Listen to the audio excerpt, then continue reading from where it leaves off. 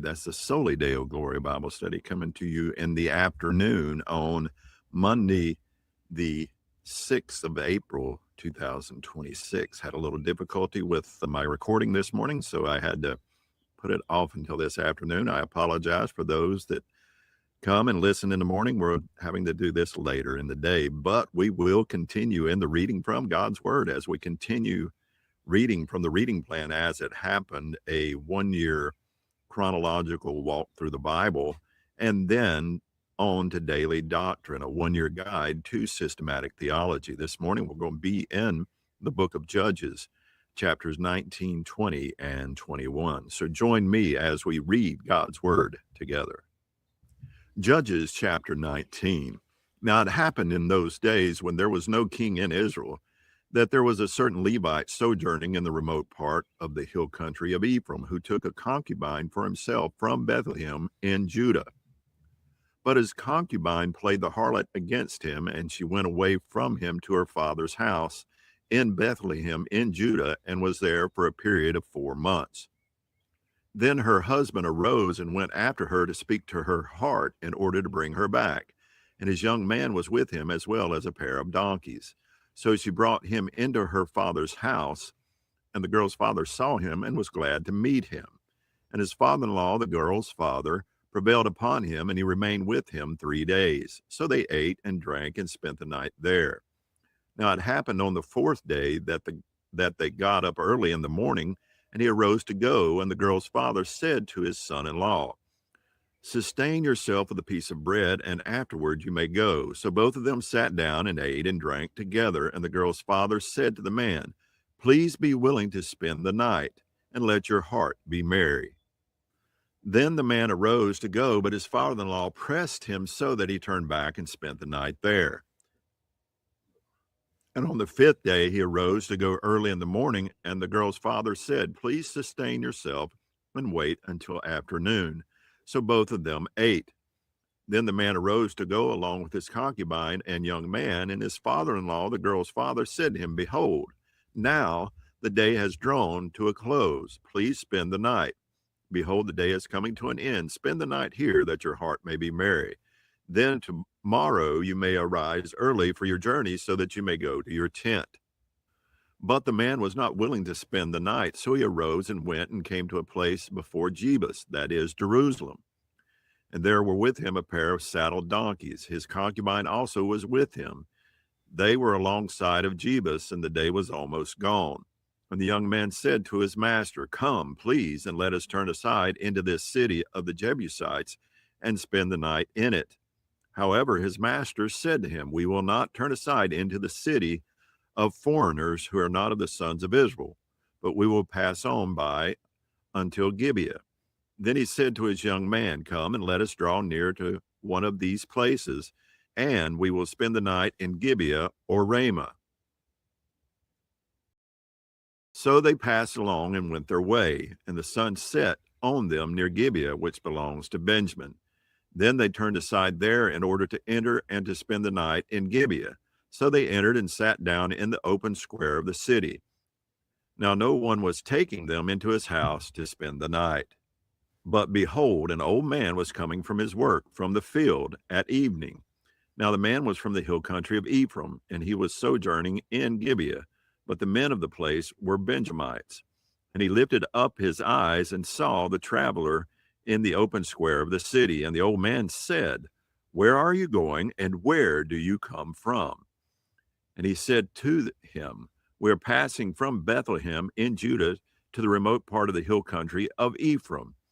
I am from there, and I went to Bethlehem in Judah, but I am now going to the house of Yahweh, and no man is taking me into his house. Yet there is both straw and fodder for our donkeys, and also bread and wine for me, your maidservant, and the young man who is with your servants. There is no lack of anything." Then the old man said, "Peace be to you. Only let me take care of all that you lack. However, do not spend the night in the open square." So he brought him into his house and gave the donkeys fodder, and they washed their feet and ate and drank. They were making their hearts merry, and behold, the men of the city, certain vile fellows, surrounded the house, pounding the door, and they spoke to the owner of the house, the old man, saying, "Bring out the man who came into your house, that we may know him." Then the man, the owner of the house, went out to them and said to them, "No, my brothers, please do not do evil. Since this man has come into my house, do not commit this disgraceful act. Behold, my daughter, who is a virgin, and his concubine, please let me bring them out that you may violate them and do to them whatever is good in your eyes. But do not commit such a disgraceful act against this man." But the men were not willing to listen to him. So the man took hold of his concubine and brought her out to them. And they knew her and abused her all night until morning. And they let her go at the breaking of dawn. As the day began to dawn, the woman came and fell down at the doorway of the man's house where his master was until full daylight. Excuse me, let me read that again. The woman came and fell down at the doorway of the man's house where her master was until full daylight. Then her master arose in the morning and opened the doors of the house and went to go on his way. And behold, the woman, his concubine, was lying at the doorway of the house with her hands on the threshold. And he said to her, "Get up and let us go." But there was no answer. Then he took her on the donkey, and the man arose and went to his home. Then he entered his house and took a knife and took hold of his concubine and cut her in 12 pieces, limb by limb, and sent her throughout the territory of Israel. And all who saw it said, "Nothing like this has ever happened or been seen from the day when the sons of Israel came up from the land of Egypt to this day. Consider it, take counsel, and speak up." Judges chapter 20. Then all the sons of Israel from Dan to Beersheba, including the land of Gilead, came out, and the congregation assembled as one man to Yahweh at Mizpah. And the chiefs of all the peoples, even of all the tribes of Israel, took their stand in the assembly of the people of God, 400,000 foot soldiers who draw the sword. Then the sons of Benjamin heard that the sons of Israel had gone up to Mizpah, and the sons of Israel said, "Tell us, how did this evil take place?" So the Levite, the husband of the woman who was murdered, answered and said, "I came with my concubine to spend the night at Gibeah, which belongs to Benjamin. Then the men of Gibeah rose up against me and surrounded the house at night because of me. They intended to kill me. Instead, they violated my concubine, and she died. And I seized my concubine and cut her in pieces and sent her throughout the land of Israel's inheritance. For they have committed a lewd and disgraceful act in Israel. Behold, all you sons of Israel, give your advice and counsel here." Then all the people arose as one man, saying, "Not one of us will go to his tent, nor will any of us turn aside to his house. But now this is the thing which we will do to Gibeah. We will go up against it by lot, and we will take 10 men out of 100 throughout the tribes of Israel, and 100 out of 1,000, and 1,000 out of 10,000, in order to take up provisions for the people, that when they come to Gibeah of Benjamin, they may do to them according to all the disgraceful acts that they have done in Israel." Thus all the men of Israel were gathered against the city, united as one man. Then the tribes of Israel sent men through the entire tribe of Benjamin, saying, "What is this evil that has taken place among you? So now give up the men, the vile fellows in Gibeah, that we may put them to death and purge this evil from Israel." But the sons of Benjamin were not willing to listen to the voice of their brothers, the sons of Israel. Then the sons of Benjamin gathered from the cities to Gibeah to go out to battle against the sons of Israel. And from the cities on that day, the sons of Benjamin were numbered 26,000 men who draw the sword, besides the inhabitants of Gibeah, who were numbered 700 choice men. Out of all these people, 700 choice men were left-handed. Each one could sling a stone at a hair and not miss. And the men of Israel, besides Benjamin, were numbered 400,000 men who draw the sword. All these were men of war. Then the sons of Israel arose, went up to Bethel, and asked of God and said, "Who shall go up for us to begin the battle against the sons of Benjamin?" Then Yahweh said, Judah shall begin it. So the sons of Israel rose in the morning and camped against Gibeah. And the men of Israel went out to battle against Benjamin. And the men of Israel arranged themselves for battle against them at Gibeah. Then the sons of Benjamin came out of Gibeah and destroyed to the ground on that day 22,000 men of Israel. But the people, the men of Israel, strengthened themselves and arranged themselves for battle again in the place where they had arranged themselves the first day. The sons of Israel went up and wept before Yahweh until evening and asked of Yahweh, saying, Shall we again approach for battle against the sons of my brother Benjamin? And Yahweh said, Go up against him. Then the sons of Israel drew near to the sons of Benjamin the second day, and Benjamin went out to meet them from Gibeah the second day and destroyed to the ground again 18,000 men of the sons of Israel. All these drew the sword. Then all the sons of Israel and all the people went up and came to Bethel and wept. Thus they remained there before Yahweh and fasted that day until evening. And they offered burnt offerings and peace offerings before Yahweh. Then the sons of Israel asked of Yahweh. Now the ark of the covenant of God was there in those days. And Phinehas, the son of Eleazar, Aaron's son, stood before it to minister in those days, saying, Shall I yet again go out to battle against the sons of my brother Benjamin, or shall I cease? And Yahweh said, Go up, for tomorrow I will give them into your hand. So Israel set men in ambush around Gibeah. And the sons of Israel went up against the sons of Benjamin on the third day and arrayed themselves against Gibeah as at other times. So the sons of Benjamin went out to meet the people and were drawn away from the city. And they began to strike and slay some of the people as at other times on the highways, one of which goes up to Bethel and the other to Gibeah, and in the field about 30 men of Israel. The sons of Benjamin said, They are defeated before us as at the first. But the sons of Israel said, Let us flee, that we may draw them away from the city to the highways. Then all the men of Israel arose from their place and arrayed themselves at Baal Tamar. And the men of Israel in ambush burst forth of their place, even out of Merah, Geba. Then 10,000 choice men from all Israel came against Gibeah, and the battle became heavy. But Benjamin did not know that calamity was about to reach them. Then Yahweh defeated Benjamin before Israel, so that the sons of Israel destroyed 25,100 men of Benjamin that day, all who drew the sword. So the sons of Benjamin saw that they were defeated. Now the men of Israel had given ground to Benjamin because they relied on the men in ambush whom they had set against Gibeah. So the men in ambush hurried and rushed against Gibeah. Then the men in ambush deployed and struck all the city with the edge of the sword. Now the appointed sign between the men of Israel and the men in ambush was that they would make a great cloud of smoke rise from the city. So the men of Israel had turned around in the battle, and Benjamin had begun to strike and slay about 30 men of Israel. For they said, Surely they are defeated before us, as in the first battle. But the cloud began to rise from the city in a column of smoke, and Benjamin turned behind them. And behold, the whole city was going up in smoke to heaven. Then the men of Israel turned around again, and the men of Benjamin were dismayed, for they saw that calamity had reached them.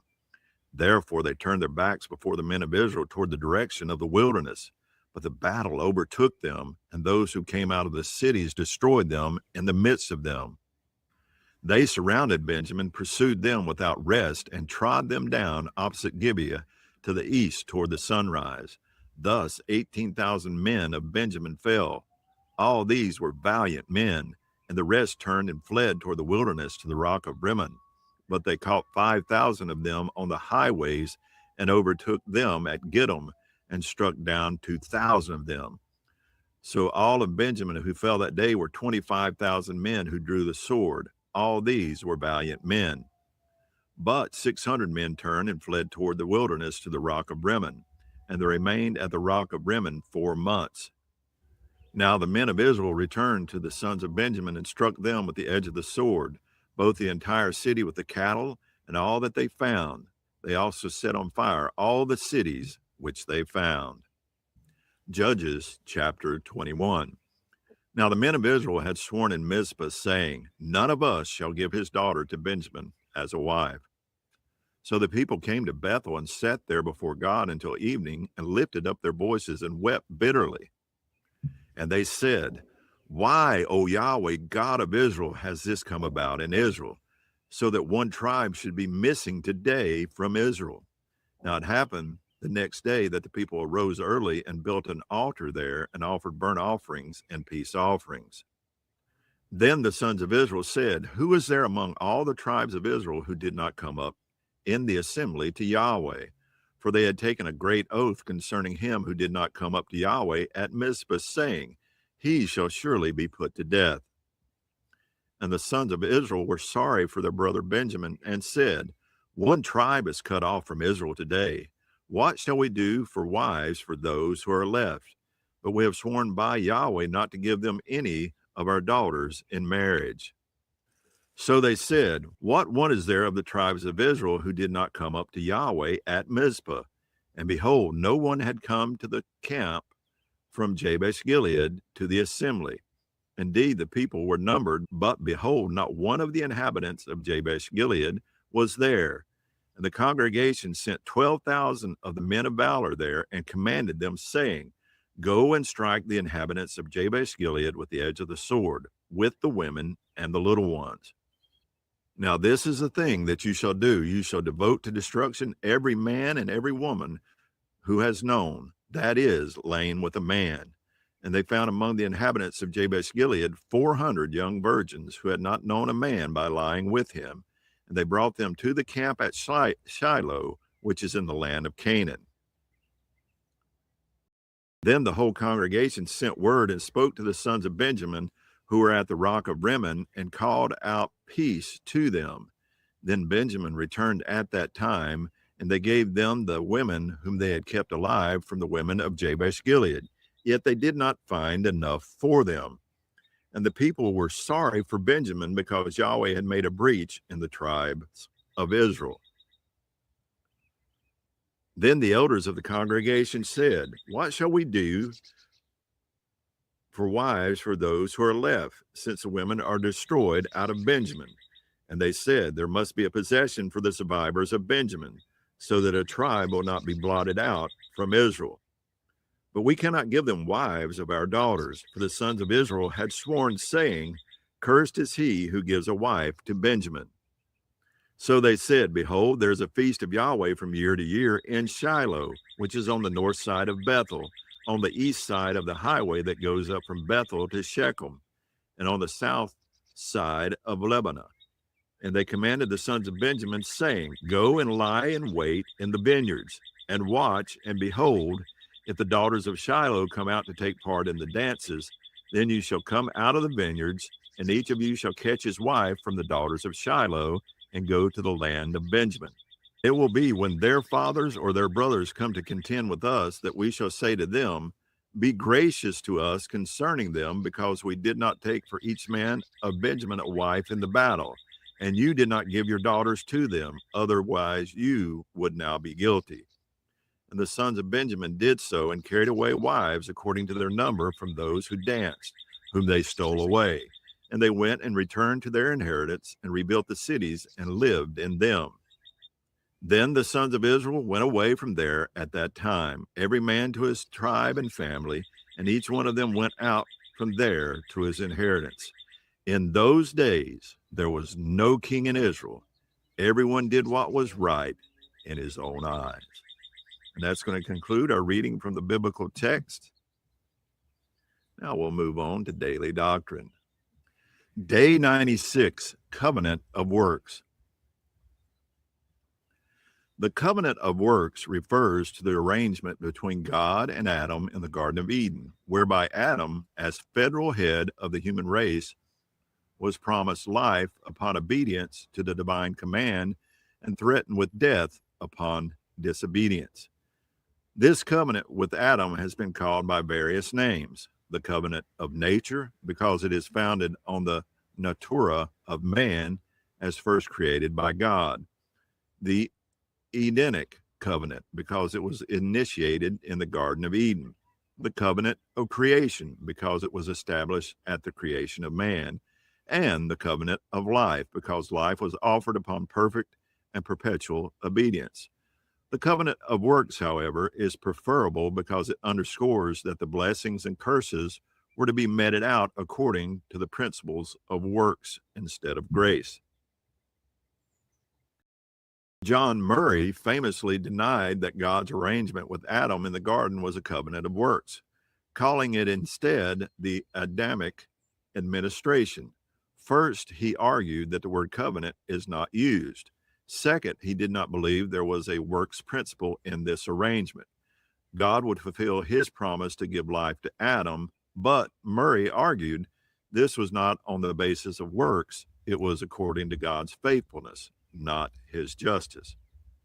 Despite these and other objections, there are good reasons that Reformed theologians have typically defended and emphasized the covenant of works. For starters, most of the elements associated with biblical covenants are present in the garden.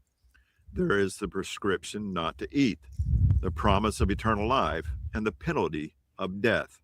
There is also the swearing of an oath, you shall surely die, the presence of witnesses, let us make man, and the sign of the tree of life. Furthermore, the fact that Genesis chapters 1 through 3 and Deuteronomy chapters 28 through 34 act as bookends for the first 5 books of the Bible, with creational imagery repeated, especially in chapters 33 and 34, suggests that the Pentateuch ends with the prospect of Israel breaking the Mosaic covenant, just like the opening chapters of Genesis end with the reality that Adam broke the covenant of works. The classic text used to defend the covenant of works is Hosea chapter 6, verse 7. But like Adam, they transgressed the covenant. Although some have understood Adam in this passage as a place name or a reference to mankind generally, it is best to see the singular person of Adam in view. Apart from the possible parallel in Job chapter 31, verse 33, and the creational imagery elsewhere in Hosea, the immediate context is decisive. To compare Israel's sin to the sin of mankind would minimize their crime, when Hosea's point is to emphasize the magnitude of Israel's by pointing to Adam as the origin and example of their iniquity. Finally, strong support for the covenant idea in Genesis chapter 1 through 3 can be found in Romans chapter 5 and 1 Corinthians chapter 15. For Paul, Adam was a type of one to come, Romans chapter 5, verse 14, meaning we have good reason to connect the nature of Jesus's accomplishment with the nature of Adam's failure. If Jesus's representative work is understood in covenantal terms, 1 Corinthians chapter 11, verses 25 and 26, and 2 Corinthians chapter 3, verses 4 through 11, and if Adam and Jesus stand in parallel as representative persons, we must see Adam's representative work also in covenantal terms. And that's going to conclude our reading from the biblical text and from Daily Doctrine. As we're reading in Judges, I want to remind you that Judges closes out with the statement that there's no king in Israel and everyone did what was right in his own eyes. And we can see that clearly in what occurred in the previous chapters that led up to that statement to end out that chapter. All that went on with the Levite and his concubine, and the sin of the men of Gibeah, that gross sin, and then God's judgment upon it, and the Israelites wiping out the people of Gibeah, and then just the tragedy that followed and everything that was done, and the bizarre cases of going and stealing away women to be their wives. And you must tie that into that last verse. Everyone was doing what was right in their own eyes. And what a bizarre chain of events that we've just read. But also in Daily Doctrine, we read about the covenant of works, which anyone apart from Christ is still under that covenant of works when they stand before God. And that will condemn them if they are under a covenant with God, but with a covenant of works, because we fell and we do not keep that covenant. That's why we need Christ. That's why we need the covenant to come, which we'll read about in the coming days. Hope you've enjoyed today's reading. I again apologize for coming at this later hour, but God's word goes out nonetheless. Soli Deo Gloria.